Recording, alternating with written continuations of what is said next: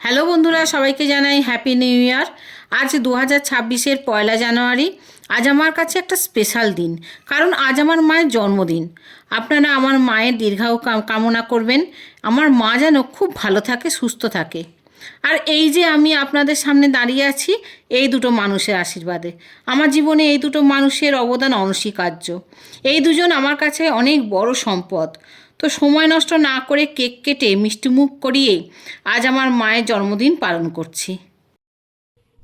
Happy birthday to you. Happy birthday to you. Happy birthday dear আমার দিদা। Happy birthday to you.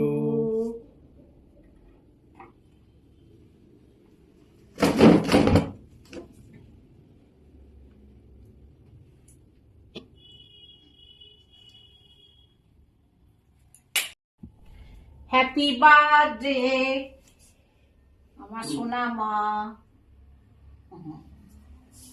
একটু মিষ্টি মুখ করো। আবার